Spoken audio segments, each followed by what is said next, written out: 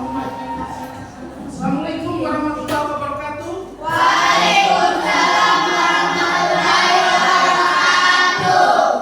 Apa kabar hari ini? Baik. Bagaimana perasaannya? Baik sekali.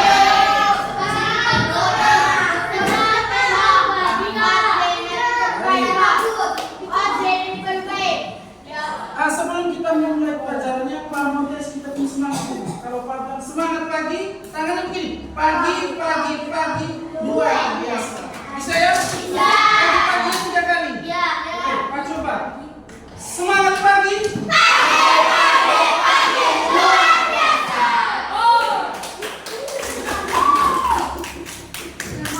Sebelum itu Pak mau mengecek kehadiran siapa-siapa yang tidak masuk. Ada semua. Ada semua? Ya. Oke. Terima kasih sudah hadir semua. Baik.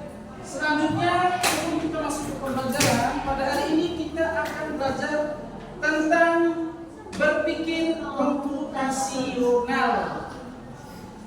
Sebelum itu saya mau tanya, pernahkah kalian di sini membuat pohon keluarga? Pohon keluarga bukan berarti kamu gambar pohon dengan keluarga. Misalnya ada pohon kakak, pohon mama, pohon adik, bukan. Misalnya itu seperti struktur organisasi kelas, dimulai dari bapak dan mama, kemudian turun. Oh iya, tahu. Pernah? Ayo kita lanjut.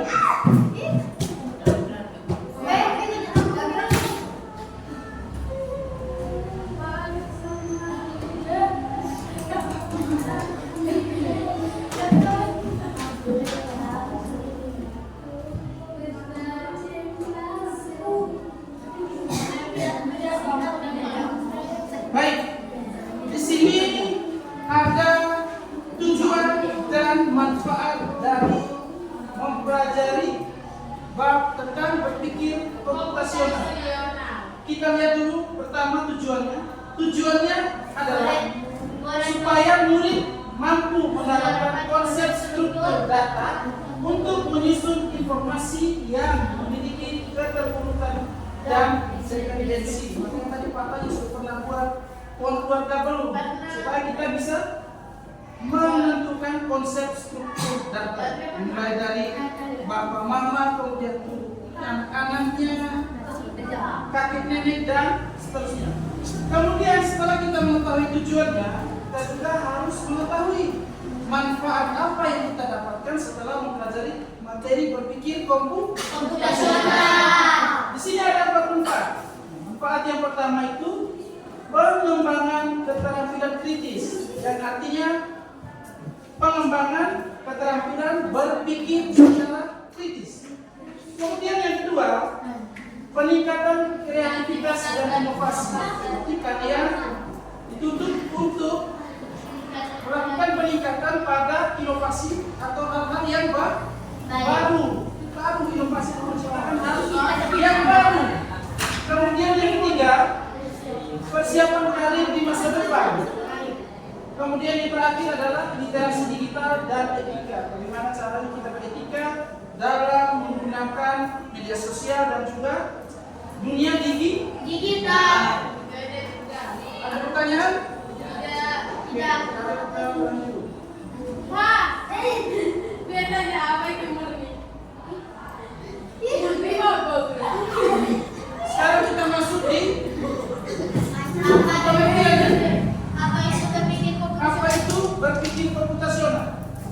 Bisa kita lihat di depan sini, berpikir komputasional atau bahasa Inggrisnya computational thinking adalah sebuah metode pemecahan masalah yang melibatkan penerapan konsep dan teknik dari ilmu komputer atau informatika dalam menyelesaikan persoalan baik yang kompleks atau yang rumit maupun yang sederhana dalam berbagai bidang.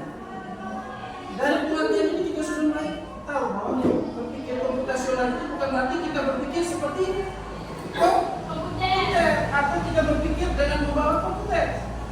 Misalnya contoh, ini Ramadan, dia mau tambah ban. Kira-kira apakah dia perlu membawa komputer? Tidak. Karena komputer tidak dipakai, tetapi bagaimana caranya kita berpikir secara logika. menemukan solusi dari permasalahan. Ada pertanyaan tentang pengertian berpikir komputasional? Tidak ada? Kita lanjut.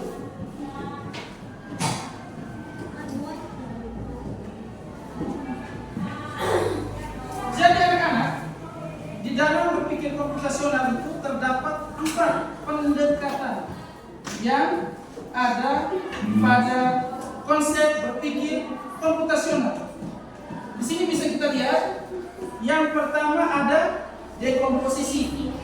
Dekomposisi nanti pengertiannya apa? Sebentar kita pelajari sama-sama. Kemudian yang kedua ada abstraksi. Kemudian yang ketiga ada pengenalan pola. Dan yang terakhir adalah perancangan algoritma. Baik. Untuk lebih jelasnya Pak sudah siapkan video pembelajaran. Jadi selama Pak menampilkan video pembelajaran, di situ dia jelaskan 4 pendekatan dari berpikir komputasional ini. Pak harapkan selama Pak menayangkan video, kalian bisa menyimak. Karena nanti Pak akan memberikan kalian LKM atau lembar kegiatan peserta didik atau murid. Nanti LKM itu di dalamnya terdapat tentang ini, pendekatan dari berpikir komputasional.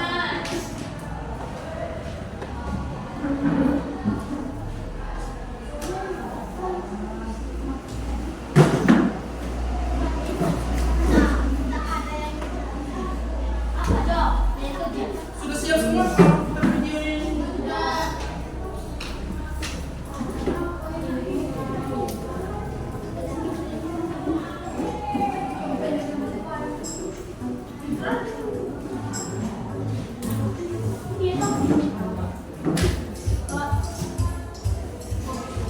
Implementasi dalam 4 metode beserta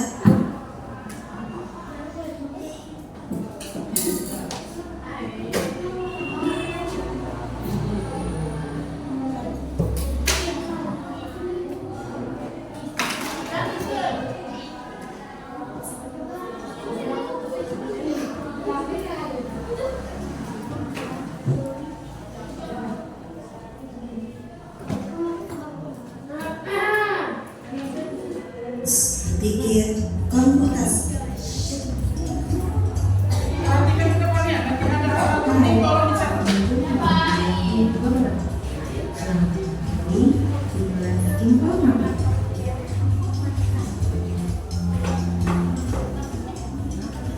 Dalam pembahasan materi minggu lalu sudah dijelaskan bahwa dalam berpikir komputasi memiliki 4 metode, diantaranya 1.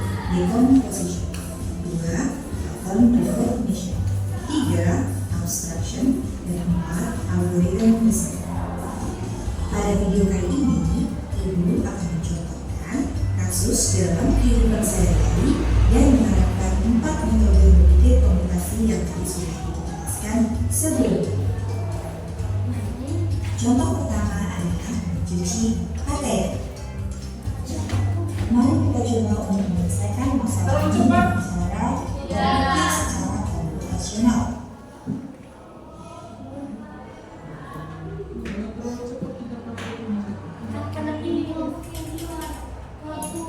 Pengenalan computational thinking.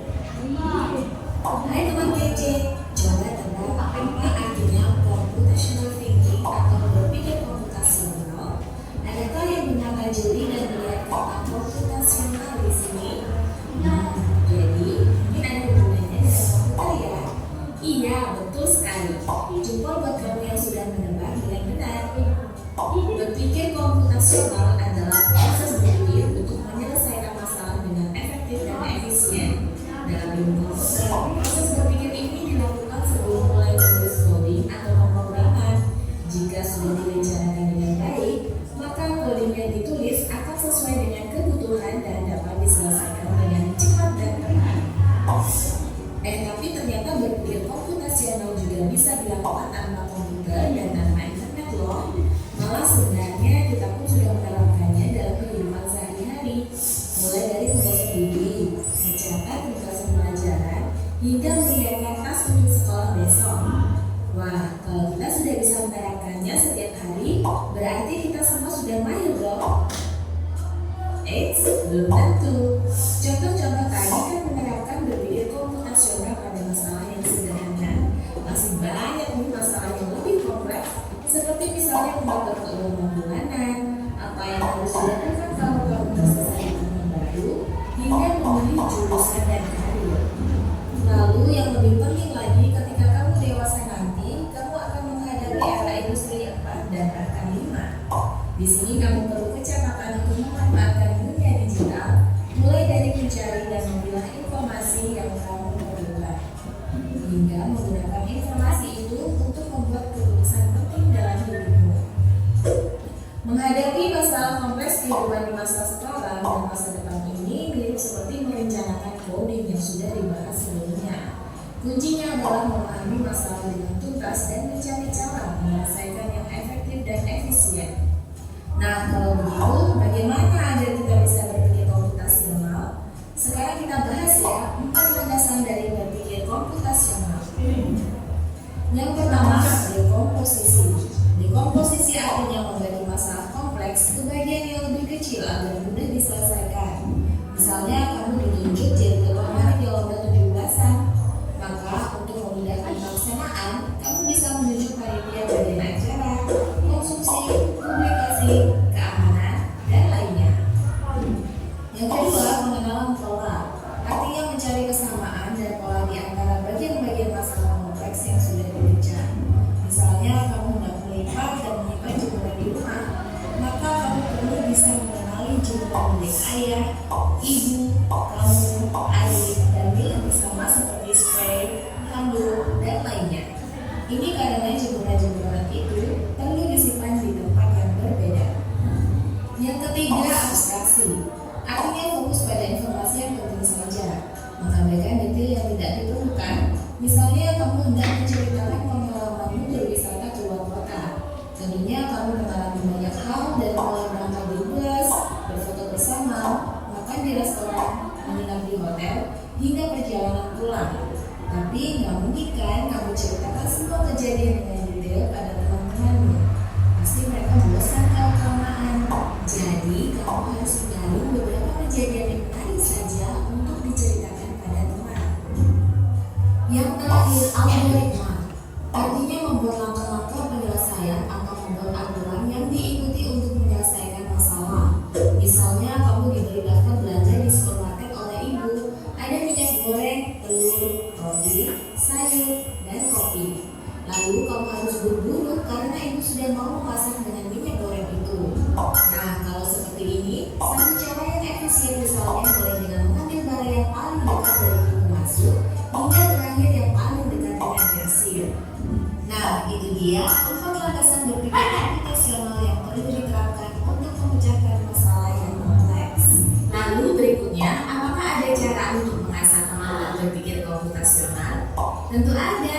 Selain bisa coba kamu terapkan ke masalah sehari-harimu, kamu bisa juga latihan soal untuk mengasahnya. Misalnya, gurumu akan memberikan soal-soal computational thinking di mata pelajaran matematika, bahasa Indonesia, dan IPAS dalam kurikulum mereka. Selain itu, kamu bisa ikut tantangan bebas Indonesia juga. Yuk coba simak satu contoh soal computational thinking. Dalam bis studi wisata, ada 3 kelompok anak yang akan diantarkan ke 3 tujuan berbeda. Bis berhenti di taman restoran, lalu hotel, dan terakhir di museum. Hanya ada satu tempat penyimpanan koper di samping bis yang hanya bisa dibuka dari satu pintu. Sopir bis ingin mengatur koper-koper penumpang hingga mudah dikeluarkan. Bantu sopir bis menentukan urutan memasukkan koper-koper itu ke dalam tempat penyimpanan. Pertanyaan, koper kelompok anak yang mana yang dimasukkan terakhir? A. Anak yang ingin pergi ke museum. B. Anak yang ingin pergi ke restoran. C. Anak yang ingin pergi ke hotel. Atau D. Yang mana pun boleh. Soal ini diadaptasi dari challenge.bebas.org. Kalau kamu tahu, coba ya dijawab di kolom komentar. Kejar cita, kejar ilmu, raih cita.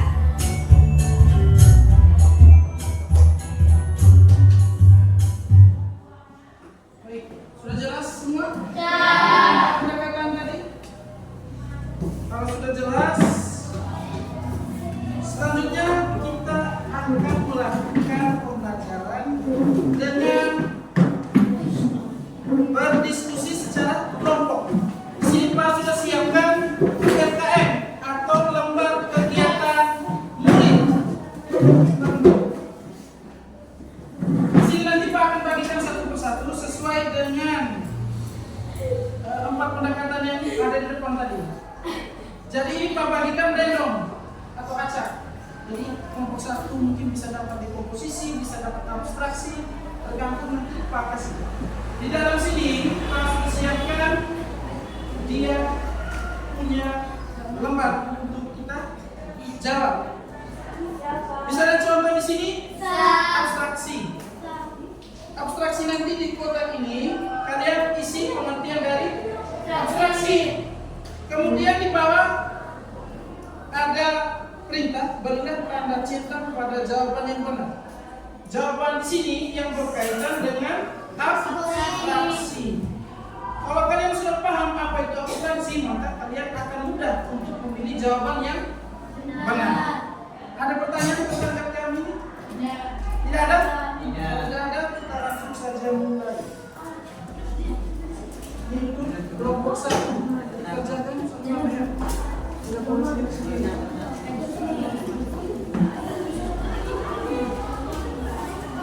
Ini kelompok berapa? 3.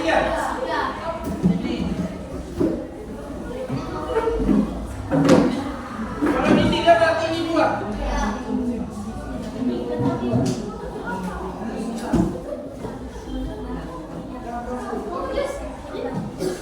Ini kelompok terakhir.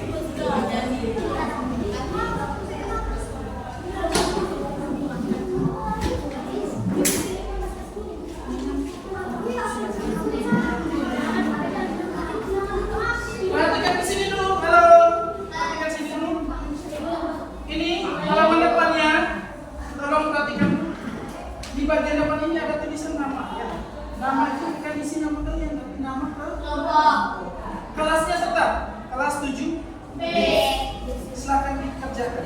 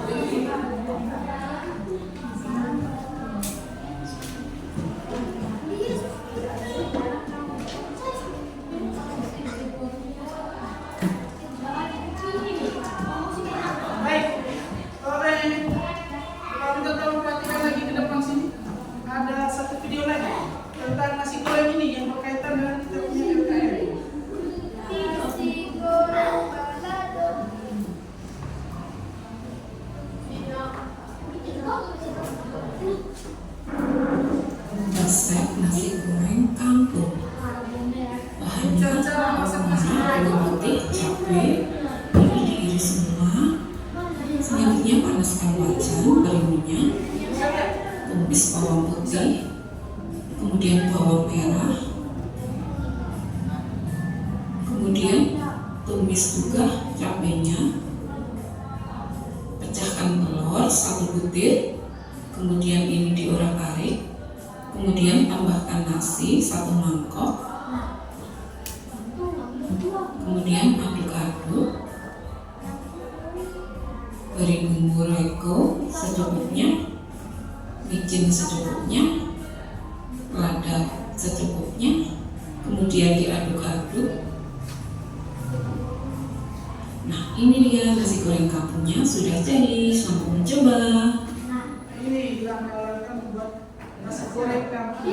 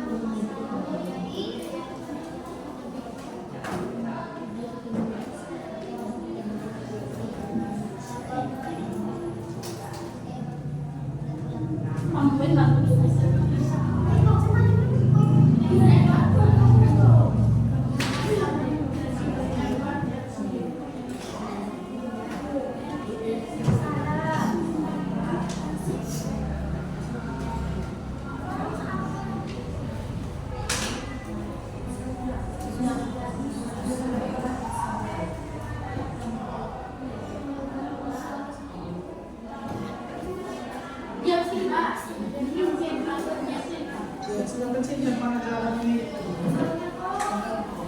Jalan pulang.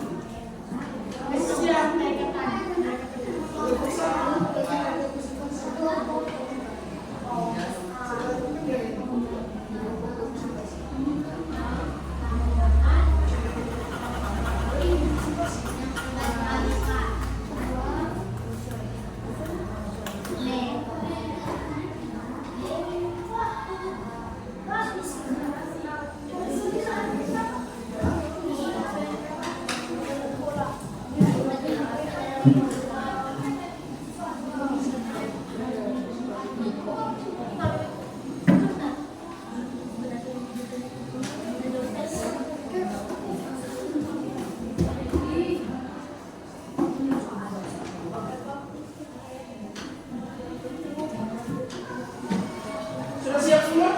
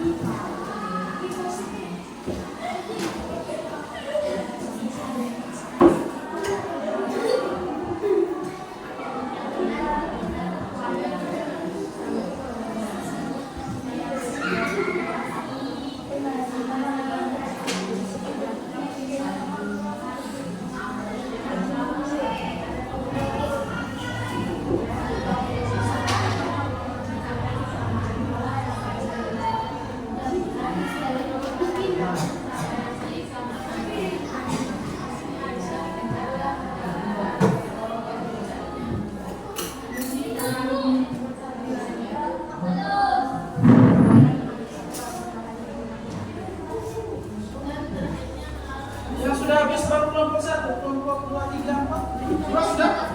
Sudah.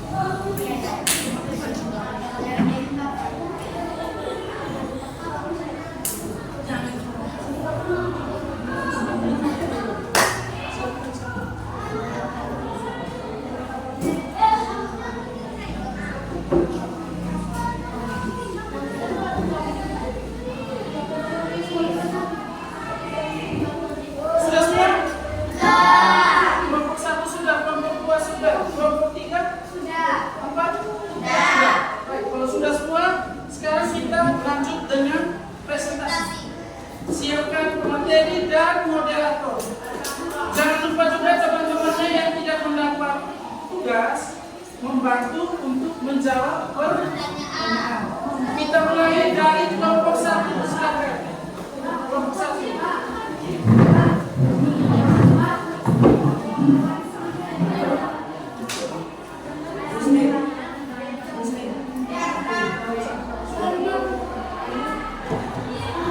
Perhatikan temannya presentasi. Jangan ada kegiatan lain lagi.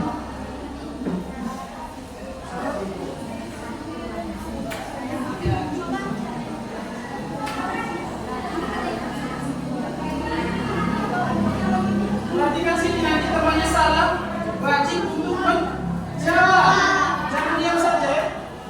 Silakan kelompok 1. Assalamualaikum warahmatullahi wabarakatuh. Waalaikumsalam warahmatullahi wabarakatuh.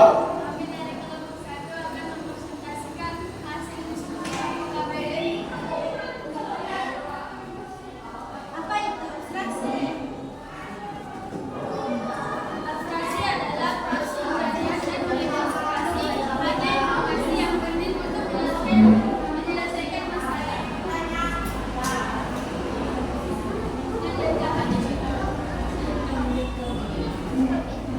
Dalam nomor ini kami barisannya pada yang ketiga, yaitu memilih bahan utama membuat nasi goreng. Tidak perlu tahu bagaimana kelompok menyala. Dan kelompok lain ada yang ingin ditanyakan? Ada. Ada kelompok 2 yang bertanya, silakan. Abstraksi adalah proses mencari dan mengidentifikasi hanya informasi yang penting untuk menyelesaikan masalah. Ini tak berarti kemanapun untuk mengabaikan data yang tidak penting atau tidak relevan dari masalah yang dihadapi. Apakah seperti? Kelompok 2, apakah sudah merasa puas dan mengerti atas jawaban dari kelompok 1? Sudah, Pak. Bentar dulu untuk kelompok 1. Ada alasan juga. Maaf, silakan. Bacakan sekalian sama. Alasan kami karena yang kami harus fokus itu diukur tanpa harus tahu bagaimana menyalakan kelompok. Karena kami berpikir abstraksi untuk mencari informasi yang penting dalam pembuatan nasi goreng terlebih dahulu. Terima kasih dari Ustaz yang suka kami beri informasi. Jika ada salah mohon dimaafkan.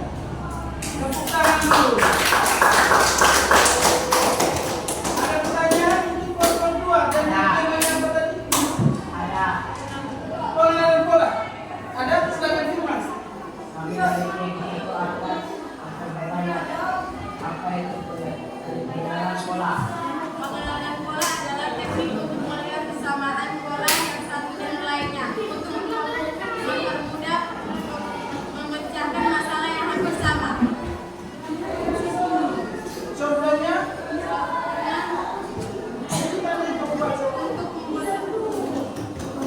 Untuk membuat satu kombinasi garam harus sama walaupun bahannya digunakan berbeda. misalnya untuk membuat satu porsi nasi goreng, walaupun dia punya bahan berbeda, tetapi tujuannya untuk membuat satu nasi goreng. Ada pertanyaan lagi, Tiara? Tepuk tangan dulu untuk kelompok kedua. Sekian dari kelompok kami, wabillahi taufiq wal hidayah. Wassalamualaikum warahmatullahi wabarakatuh. Waalaikumsalam warahmatullahi wabarakatuh. Sekarang siap-siap kelompok 3, bersiap?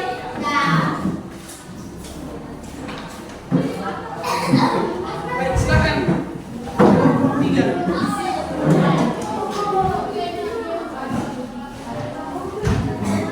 Tolong perhatiannya kelompok 1, kelompok 2, dan kelompok 4. Assalamualaikum warahmatullahi wabarakatuh. Waalaikumsalam warahmatullahi wabarakatuh.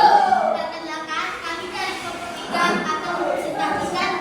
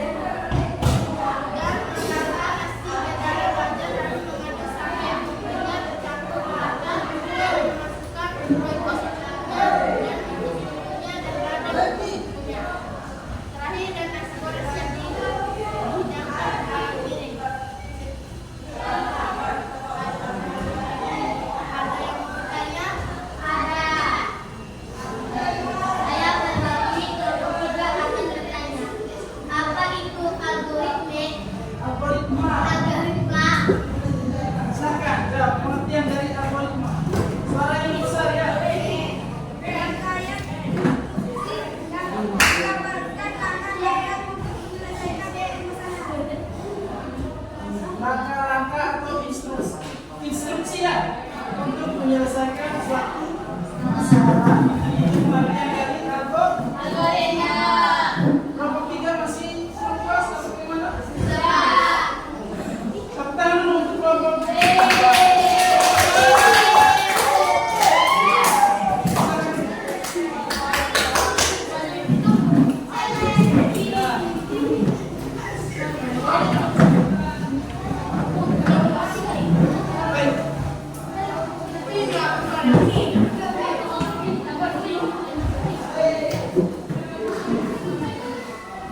Sebelumnya Paul berterima kasih dulu dari kelompok 1, 2, 3, dan 4 sudah mempresentasikan hasil diskusinya dengan sangat baik. Bahkan menjelaskan atau menambahkan sedikit hasil diskusi yang sudah kalian lakukan pada pagi hari ini. Yang pertama dimulai dari kelompok 4 dulu. Pak akan menambahkan sedikit tentang algoritma. Jadi algoritma adalah di sini rangkaian instruksi yang menggambarkan langkah-langkah untuk menyelesaikan permasalahan. Jadi contohnya di sini Pak kasih mereka gambar sepiring nasi goreng, di mana Pak meminta mereka untuk mengurutkan langkah-langkah untuk membuat sepiring nasi goreng, yang mana dimulai dengan mempersiapkan bahan-bahan yang diperlukan. Contohnya tadi pas kita berikan sebuah video, ada siapkan bahan-bahan seperti bawang merah, bawang putih, lombok, minyak, kemudian ada kuali, kemudian ada kompor, kemudian dimasukkan minyak ke dalam kuali, dipanaskan, goreng dulu bumbu halusnya, setelah itu baru dicampur dengan nasi, kemudian ditambahkan kecap, ditambahkan bumbu seperti roiko dan juga micin. Nah, sampai jadilah sebuah nasi itu dijelaskan tentang algoritma atau langkah-langkah dalam membuat nasi goreng. Kemudian di sini untuk kelompok dekomposisi tadi kelompok berapa? Tiga toh? Kelompok 3 itu tentang dekomposisi. Dekomposisi itu tadi materinya mungkin menjelaskan dengan mengatakan bahwa dekomposisi adalah pengurangan, tetapi bukan pengurangan melainkan menguraikan, membagi masalah yang kompleks atau masalah yang besar tadi menjadi bagian-bagian yang kecil. Contohnya di sini adalah nasi goreng tadi. Sebelum kita membuat nasi goreng, kita harus menyiapkan alatnya, bahannya, dan bumbu-bumbunya. Contohnya di sini. Pertama, kelompok 3 menjawab, mereka menyiapkan bumbu halus seperti bawang merah, bawang putih, ada minyak, ada cabai putih. Kemudian langkah keduanya mereka menyiapkan bahan-bahannya seperti nasi, telur, sayur, kecap. Kemudian langkah ketiga mereka menyiapkan kuali untuk wadah tempat menggoreng, sampai yang keempat proses memasak. Nah, itu pengertian dari dekomposisi. Dia membagi yang mana dari bagian berkasi itu menyiapkan bumbu, bahan, kemudian alat, dan langkah terakhirnya memasak sampai jadi sebuah nasi. Itu pengertian dari dekomposisi. Kemudian yang kelompok pengenalan pola tadi kelompok berapa? Pengenalan pola itu dari kelompok 2. Jadi pengenalan pola itu kita melihat kesamaan-kesamaan antara pola yang satu dengan pola yang lain. Supaya apa? Supaya memudahkan kita untuk menentukan solusi jalan keluar yang sama. Contohnya di sini adalah untuk membuat satu porsi nasi goreng hampir sama, yang artinya walaupun kelompok 1 buat nasi goreng dengan telur, kelompok 2 membuat dengan sosis, kelompok 3 membuat dengan pantauan, untuk membuat itu tetap sama laki-laki. Siapkan nasi, bahan-bahan. Yang Makannya hanyalah toppingnya. Ini telur, ini sosis, ini cuma sayur. Tetapi pada dasarnya langkahnya untuk membuatnya itu tetap sama. Bumbunya juga sama. Yang beda hanya di bahannya atau toppingnya. Kemudian kelompok 1 tentang abstraksi. Abstraksi itu artinya mereka melihat informasi yang dianggap penting saja dan mengabaikan informasi yang dianggap kurang penting. Contohnya di kelas itu apa? Kegiatan di mana kita hanya melihat informasi penting dan mengabaikan informasi yang dianggap kurang penting. Jadi contohnya di sini mereka ambil adalah memilih bahan utama membuat nasi goreng tanpa perlu tahu bagaimana kompor menyala. Jawabannya sudah jelas sekali. Di mana mereka hanya fokus memasak nasi goreng tanpa harus tahu bagaimana kompor itu bisa menyala. Karena tugas mereka adalah memasak nasi goreng, bukan membuat kompor menyala. Bisa ya? Bisa. Dan kelompok nggak bisa. Kelompok 4. Setelah kita mengetahui tadi contoh-contoh dan pengertian pendekatan, 4 pendekatan dalam berpikir komputasional, mungkin ada yang mau membuat satu kesimpulan dari pembelajaran yang sudah kita lewati ini tentang berpikir komputasional tadi.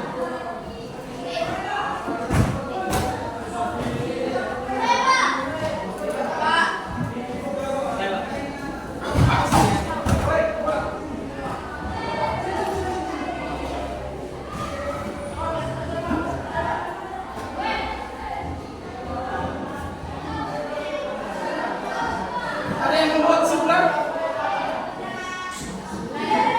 Yang lain?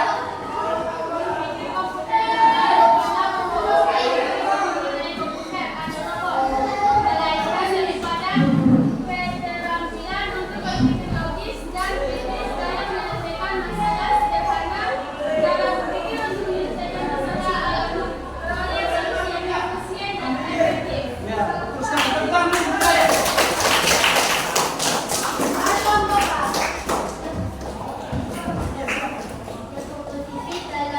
Dekomposisi adalah proses penggunaan masalah menjadi bagian-bagian yang lebih kecil. Suatu masalah lebih mudah diselesaikan apabila diuraikan menjadi bagian-bagian yang diketahui cara penyelesaiannya. Ya, tentang juga. Apa lagi? Ada lagi? Oke.